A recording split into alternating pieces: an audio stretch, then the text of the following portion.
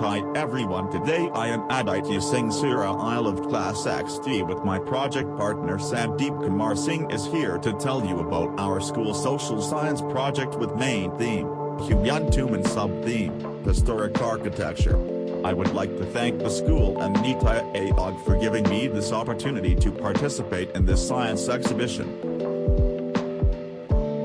Contents: Sites History and World Heritage Designation, Understanding Humayun Tomb, Conservation Planning, Conservation Philosophy, Conservation Program, Historic Urban Landscape, Sites History and World Heritage Designation.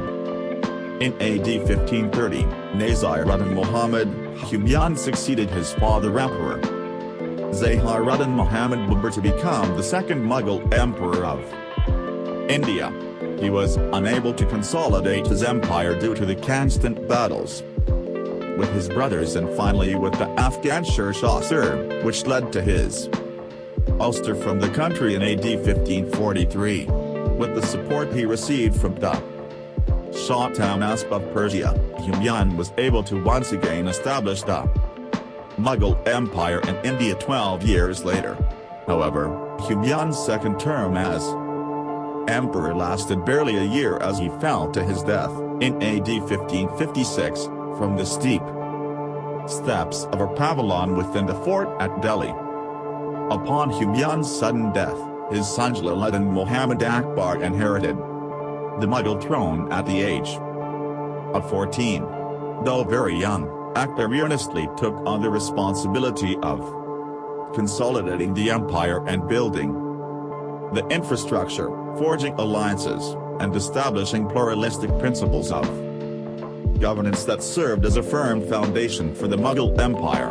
Akbar's empire at its zenith covered large parts of present-day India, Pakistan, Afghanistan and Bangladesh. The architectural legacy of the Mughals is significant, and the building of Humayun's tomb was the first and one of the greatest architectural achievements of Akbar's era.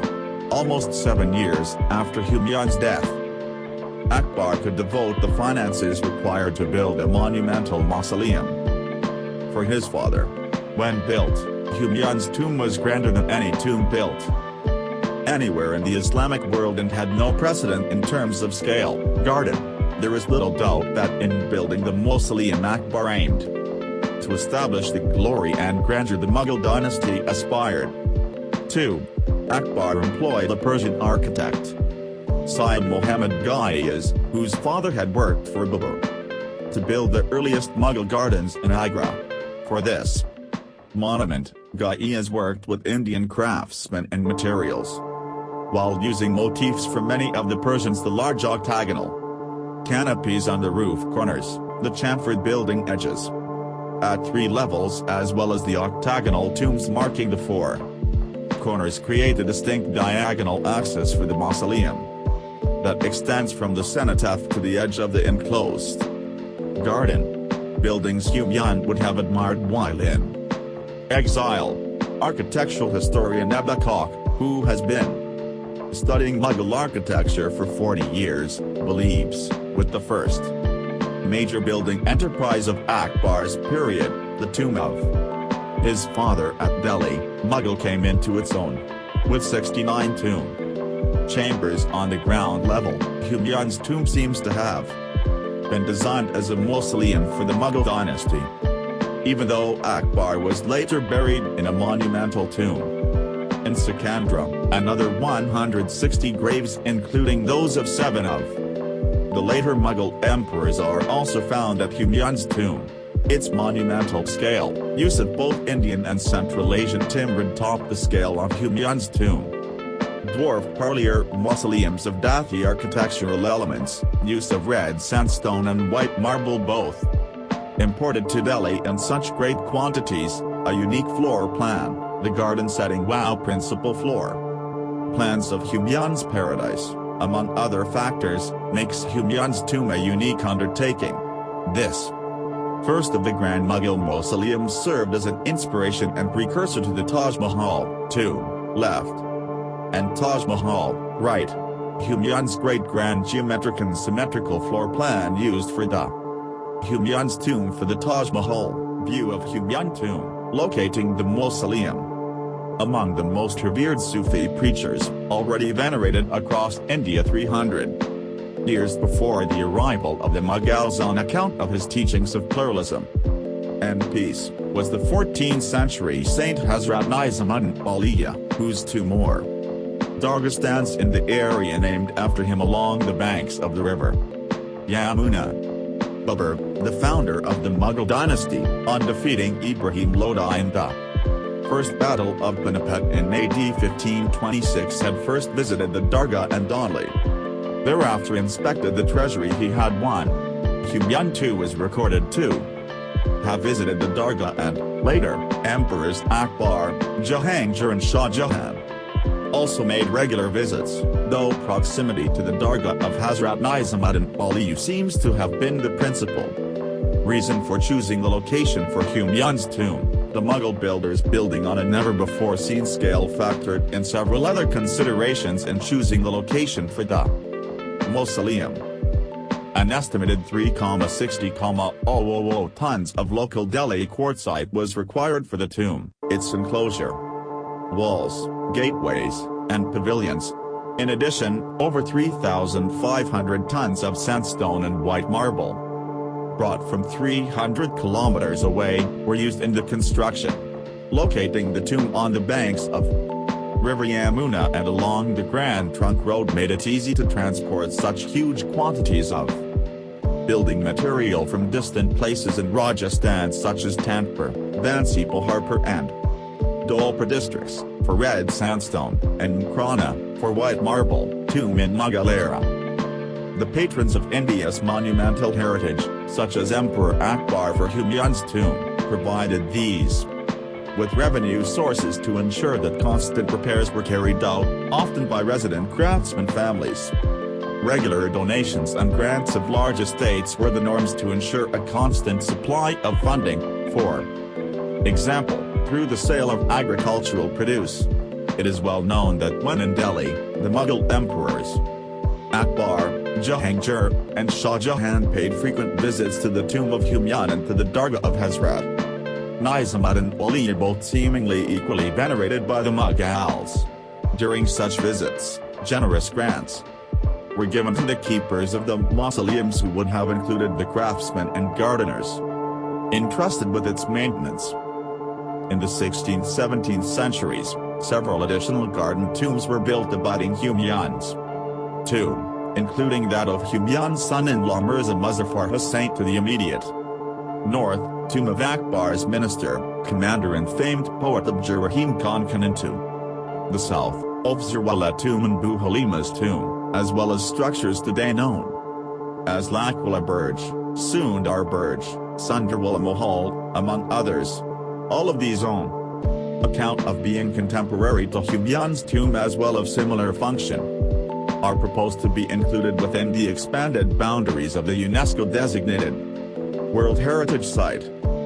Although with the decline of the Mughal Empire, the maintenance of the mausoleum, associated structures, and gardens also declined significantly, it continued to be used as a family tomb by the later Mughals. Shah Jahan's favorite son, Dara-Shikoh, was buried here, as were the later Mughal ruler Muhammad Azam Shah, Jahandar Shah, Farrukh Shah, Rafi ad-Dawla, Rafi ad-Darajat, Ahmad Shah and Alamgir too. Shah Jahan's daughter Jahanara and the Mughal emperors Mirza Jahangir and Muhammad Shah Rinjala was buried in the adjacent Nizamuddin Dargah complex. Humayun's tomb and Mughal era chart.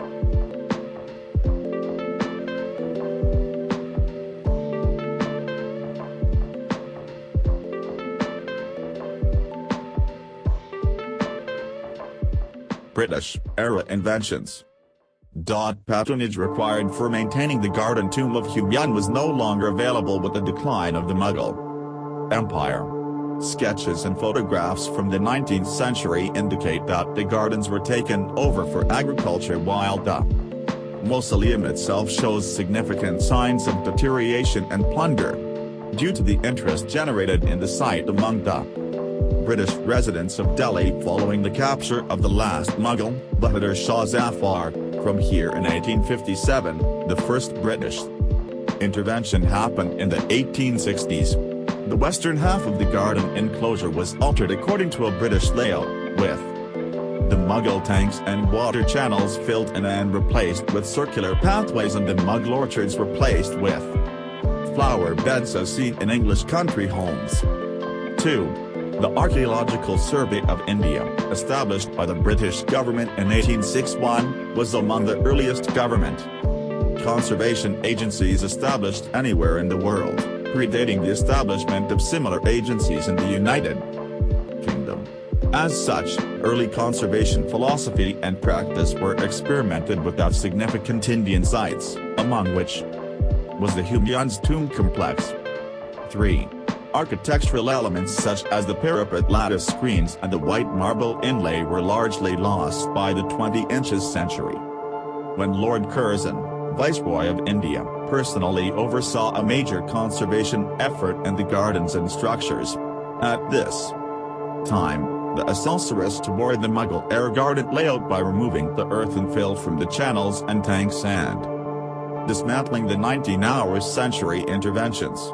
Since agriculture had continued on parts of the garden, the bullock carts had damaged the plaster channels, and in 1905 under the Viceroy's instructions, the channels and tanks were lined with sandstone edging. The ASIC, since its formation, employed archaeologists who, together with engineers of the Public Works Department, were entrusted with the care of our nation's monuments, the responsibility which until the 19th century had been the preserve of traditional craftsmen, with archaeologists and engineers not familiar with traditional building and repair techniques. During this period, modern building materials, such as cement, was utilized in the repairs of monuments built with traditional materials, such as lime mortar. Thus, centuries of traditional knowledge and a deep understanding of traditional building techniques were replaced with modern 20th century interventions, which unfortunately resulted in significantly accelerated deterioration and disfiguring of the historic. The architectural character of the structures. Independence from British rule in 1947 was accompanied by the partition of India, led to one of the largest human migrations in the world.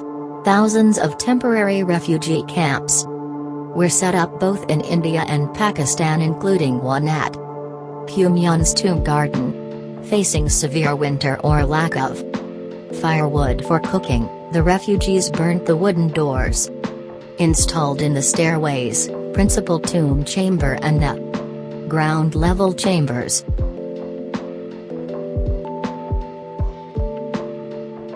Thank you for watching.